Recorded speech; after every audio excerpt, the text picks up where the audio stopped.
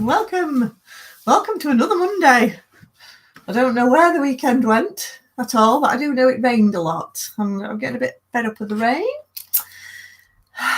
Always good to talk about the weather, as we know. So how's your weekend been? I've had a great weekend, which actually inspired me on today's topic of conversation. I've had a busy weekend. My online Facebook course has been piloted by 12 wonderful people, and they've been working through the modules, and they had to get them all done yesterday. So they've been working through bite-sized chunks of Facebook learning, Facebook tutorials, basically taking them right through to setting up a page. Some of that wasn't relevant. They already had pages, some of them, but some of them it was completely new. From setting up a page right through to how you manage all the settings, how you look at all the content, what content works best, how you engage, how you really sort of drive that visibility, all your keywords and SEO. And I've basically been sharing everything that's in my brain with these guys over the last 3 weeks through little video tutorials that range from between sort of 3 minutes right through to 15, 16 minutes. And the final section is insights and analytics. Now, I work with loads of businesses who do social media, obviously, for their business, but they don't actually spend any time at all looking at the data that they get back.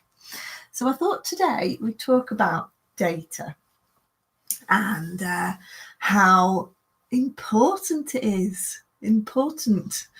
It's a bit like people know that, you've got to track all your expenditure for your business, but not everybody realizes the importance of data on social media.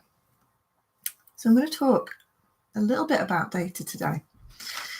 And it switches everybody off, does data, and actually can be really exciting and can really tell you an awful lot, and actually can be the deciding factor as to whether your social media is doing well or not. Helps you to track it over time. So again, let me know if you use data. Let me know in the chat if you like data, if you love data. I love data. I'm one of those rare few that love data, but it is really important. So I've got a question for you at the end of this video. And Net, actually, you might be able to help with this because I know you get active in a lot of groups. I've been having a problem with my group recently, so I'm going to be talking a little bit of an update at the end of the video to talk about groups and some issues we've been having with those recently. Okay, and next week we're going to be talking about groups in the live stream and the beauty of groups on LinkedIn, Facebook, that sort of thing. So data then. Put your hand up, give me a wave in the comments underneath if you do use your data and look at it on a regular basis. And let me know if you don't as well. Net loves using it. Yes. So Net says she loves watching data, looking at her data, and how it can help to improve her social media. So yes, thanks for that, Net. Oh, good. Another data lover. That's what we like. So I just wanted to run through some of the social media platforms and tell you what data you can actually get, because it isn't until you start digging down that you realize what data there is. I'm going to start with probably Twitter. Anyone on Twitter? Let me know. Who looks at their data on Twitter? Well, one, if you've got a business account on Twitter, you have to actually, what's the word I'm looking for? You have to sort of add your data in. You have to apply for it. So basically, if you've got a Twitter account and you've not got any data on it, just type data for Twitter or whatever, and you just have to link it to your Twitter account. And then once you've done that, you can get a whole lot of fantastic data for Twitter. Oh, Net loves Twitter. Flitter. that was flittering on Twitter. Do you have all the insights connected now on your Twitter account?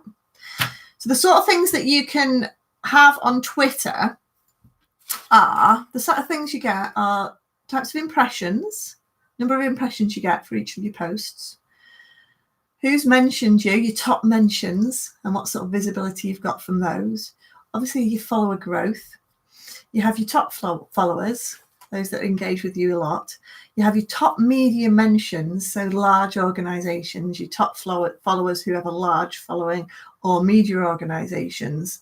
They that gives you who's engaged with your posts, who your top media engagement is, and it's all broken down into months. And I like that for Twitter because it just summarizes some of that key data for you per month, so you can quickly see what sort of engagement you've got and whether you're increasing engagement month by month, whether your mentions are going up by month, and things like that.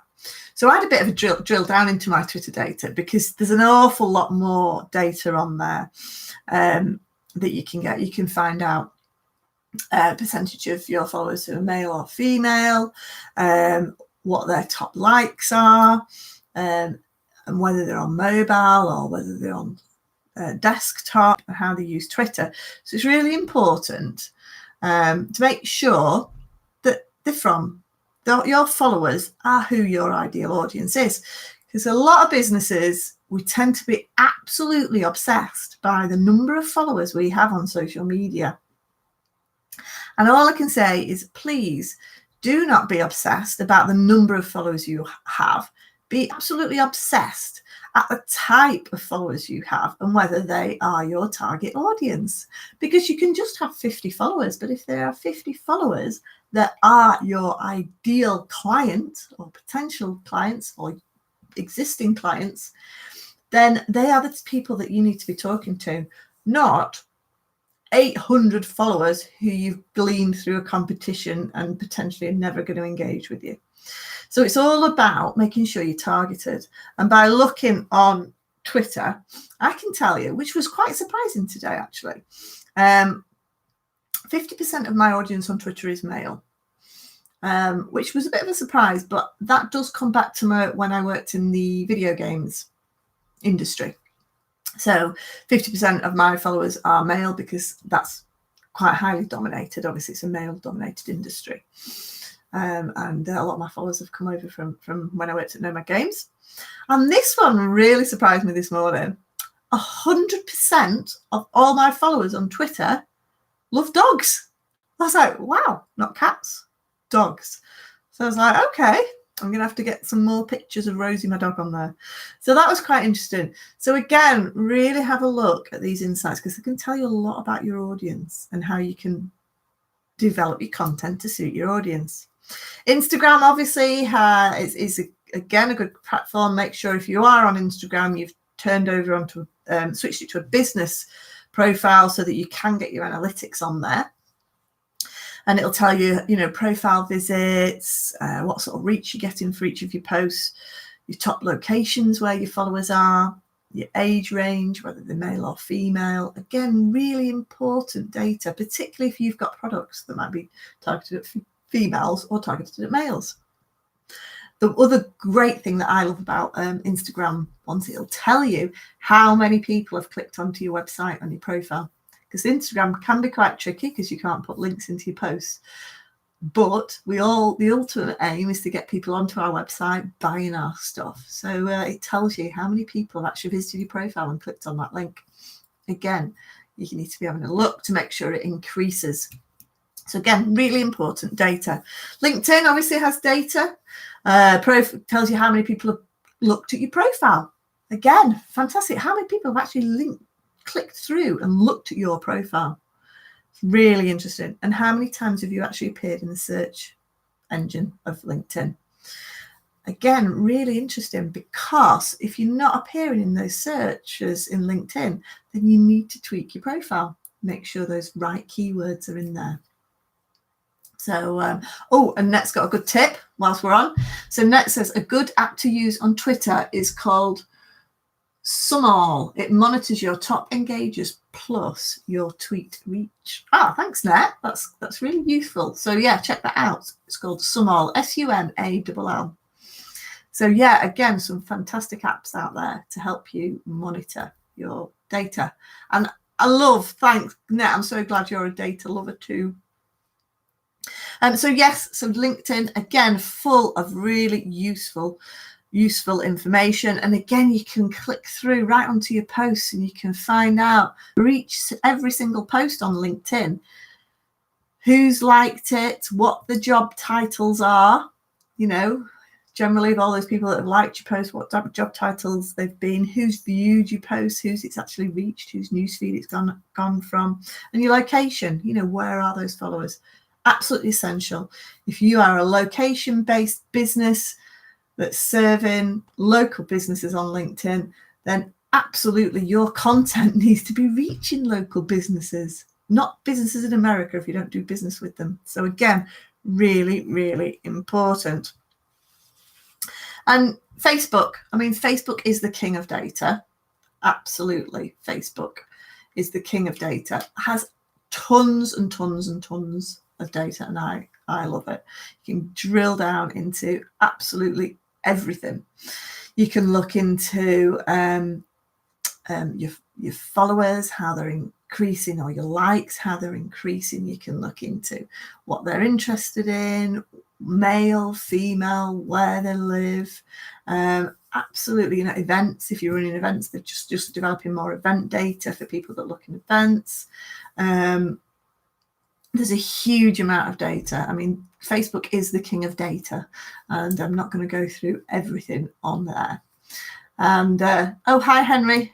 Henry says he loves Facebook. And Facebook data, yeah, fantastic. How often do you check out your data, Henry? Nets also says she showed that one of the pages she managed had 98 followers, but just one tweet, so we're talking about Twitter on this one, reached over 132,000 people just from one tweet, which is that's fantastic. That's really, really good from just 980 followers. So the power of data makes you realize what works well and what doesn't work well. The beauty about some of Facebook's data. Hi, Henry. You're all right. Do you use your data, Henry? Let me know which data do you look at? The beauty about data is not at all. And do you know, how did I guess Henry does not look at his data at all? Well, good that you're listening here today. Start checking out that data. One of the things that I love about Facebook is when I go and work with a company. Now, 2 years ago, I could tell by looking on someone's profile whether they bought followers or not. So whether they bought robots to follow them, not real people. Now it's a lot more difficult now because organic reach is so low. I had a look. Now, if I go into a company, I drill down into who their followers are, who they're people that like their page, what countries they're from, and what age, and that sort of thing. And thanks, Henry. Henry says he loves the video. And I drill down into who they are, and I can go into a company and they're like, we've got loads of followers and we've got no engagement. And generally, if they've got a very high proportion of Eastern European followers and likes, they are robots. They have been bought followers. So again, even if companies have bought followers, which completely messes up your analytics, it doesn't matter what social media platform you're on. I can generally drill down and say, right, okay, well, they're your bought followers. We're just going to have to track, these legitimate followers that are your target audience. So that is kind of why data is so important. It makes sure that you're reaching the right target audience, and age. Age can be a huge thing depending on what products you are. You should always think about the type of people and the age that they are and who you want to attract, because people who are 25 are not going to like the same type of content or the same type of marketing approach as people who are 65. So again, you've got to really think about your audience, and you can have a look, the majority of your followers, who are they? What age are they? Then you can start say, is this the right target audience for my product? Are these the right people? So it's really, really important. So one of the things I thought as well, I'd just give you a little bit of data that will help influence your marketing strategy on social media. One of the things that people forget is that social media is very, very easy to set up on your PC, particularly the likes of Facebook, LinkedIn, and Twitter. Instagram, not so much. That's designed for your mobile, but you can do a lot more on the PC with regards of your background settings and how the way you set it up. But people often forget is they optimize the way their page looks to make it look fantastic on PC, but then they forget the mobile. Then they don't go through and check what their pages look on their mobile phone. And the thing about it is that 95% of users of social media access it through their mobile phones. Therefore, if you're doing landscape images and people are looking at it on the mobile phones, for example, you've got to remember that it's going to be cropped. So you've got to make sure that any banners you've got, particularly your header banners in LinkedIn, in Facebook, in Twitter, if you've got writing on those that look fantastic when you put them up on your PC, but then when you have a look on your mobile phone, it's all cropped and the words have been chopped off and it doesn't make sense. And the things like on LinkedIn with your headlines and things like that, you can write a beautiful headline on your PC, but have a look on your mobile, because it can be chopped off when you're commenting on people's threads and things like that. Make sure you're getting the main message through once it's been cropped. So make sure that you are, really optimizing it. People spend these days, on average, people spend over 3 hours a day looking at content on their phone. Now, that's not just social media, but it's across the whole pitch. So again, look at what your content looks like on mobile phone. So many people forget about this, but have a think about yourself. I use, if I'm looking for social media, if I go onto social media, just drop onto it. I always look on my phone. If I'm doing activity on my social media, like doing a lot of posts and scheduling and things like that, I generally use the PC because it's a bit easier. But I look at my content on my phone. So you always need to make sure it's optimized for your phone. And Henry says, yes, 95%. I agree. 95% of people just use their mobile phone on social media. So yes, he agrees. Check both desktop and mobile. So it's really important to make sure you've got that. And also, one of the great things about it as well is that advertising on Facebook.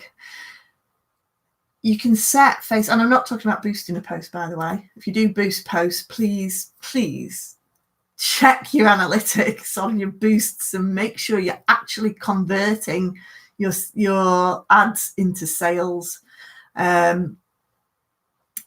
Boosts are Facebook's way of making quick money. So when it goes, here you go, £30 for a boost, please don't boost it. You're much better using the ads platform. And if you don't know how to use the ads platform, you can come on my Facebook training if you're in Warrington on the 10th of July. I'll teach you how to do it. There's an absolute plug there for my next training session. But so don't boost posts. The beauty about Facebook ads, as I've got slightly off topic there, whilst trying to promote my Facebook ads workshop. Yes, coming back to your advertising, you can just advertise to people on mobile. Really, really interesting. Again, I was looking at my Twitter, and 71% of my followers on Twitter are on iOS. Well, that's really, really interesting, because actually I can serve ads, if I want to, on Facebook to just iOS, people that have iOS devices. So iOS as in Apple, iPhones. So again, there's so much power on social media. You've got to understand who your followers are, and that'll make your advertising a lot cheaper. If you understand your audience by looking at your organic reach and who's following you and what's working well organically, you can then convert that into advertising and take some of that data into your advertising, so it's a lot cheaper. So that's why analytics are so important. And what I always say is make sure your social media platforms are working for you for free before you start investing in any sort of advertising. Because if your organic reach isn't working and converting into sales and new business, then you're not doing something right. You need to tweak your approach. And once you've got that right, you can then look at advertising, because advertising is going to raise your profile and hopefully get more followers onto your page. So you've got to make sure that the content on your page is right organically, because it saves you a bit of money, basically. So that is data, and that is analytics.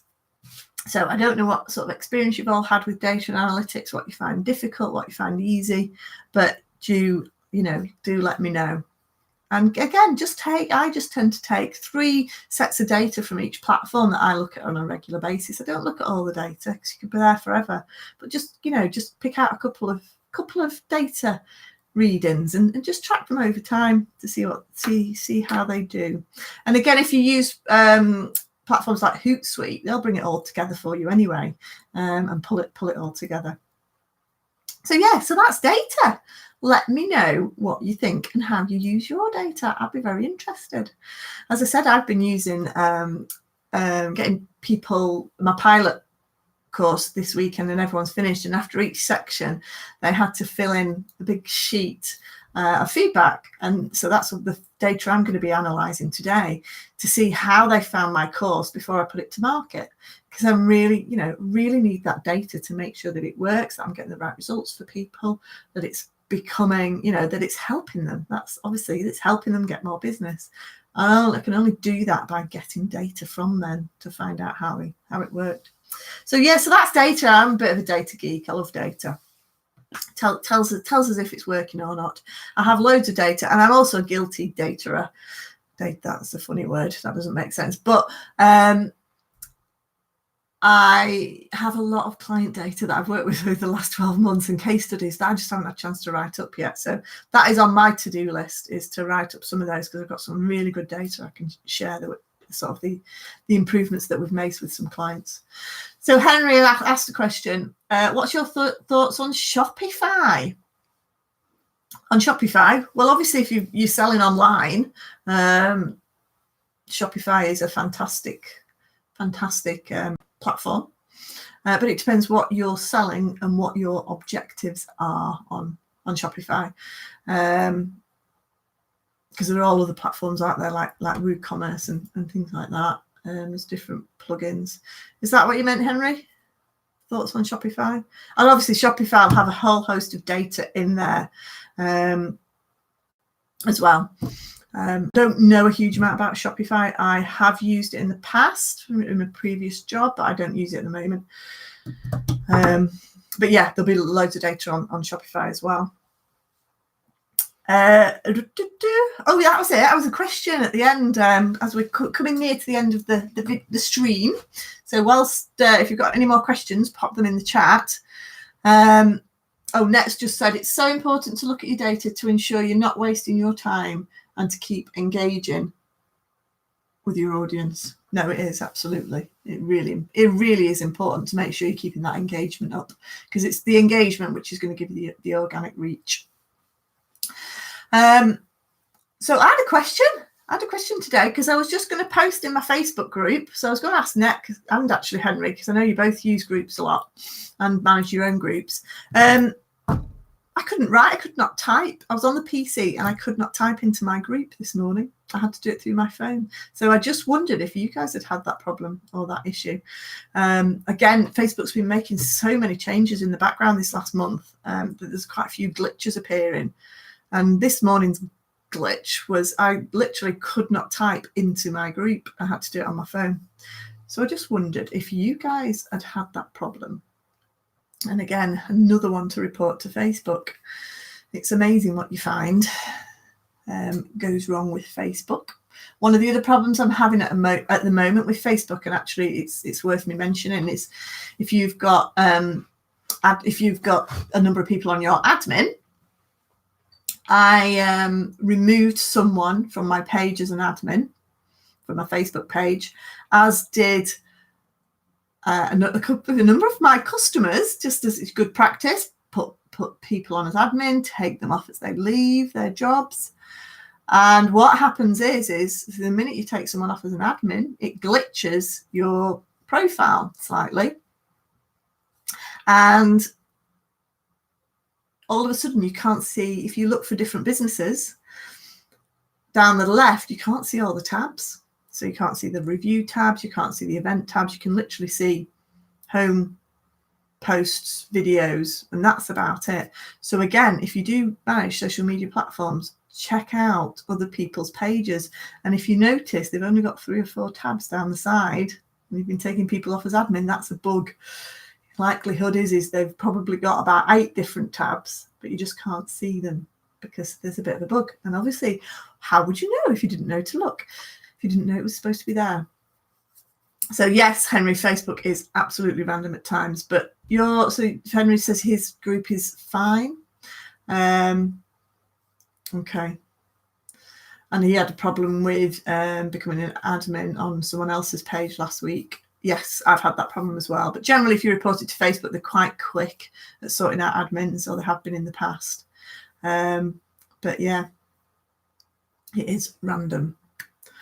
Let's not use desktop this morning, but do occasionally. Yeah, and has to resort to using the mobile. So thank goodness for mobile. That's all I can say. So today's lesson has been about analytics. Make sure you check those analytics to get that growth, and make sure you're doing the right things for your right target audience, and use your mobile, optimize it for mobile, and use your mobile as a backup for when Facebook goes wrong. Right, guys. Well, thank you very much. Oh, and Henry's reported his problem with Facebook. Do report your problems on Facebook. Generally, they are pretty good at getting back to you, and it's sorted. My tabs, I've reported it numerous occasions. It's still not sorted. But yes, do report glitches to Facebook, because they can sort it out pretty quickly normally. So thank you guys for watching today. Next week, I thought I'd have a bit of a chat about groups and the importance of groups and community engagement. So we're going to be talking about that next week. So thanks for watching. Homework for this week: check out your analytics. And as Net says, there are more analytics on your desktop than there are on your mobile. So check those out. Thanks for watching, guys. And we'll see you at the same time next week. Okay then. Bye. Bye.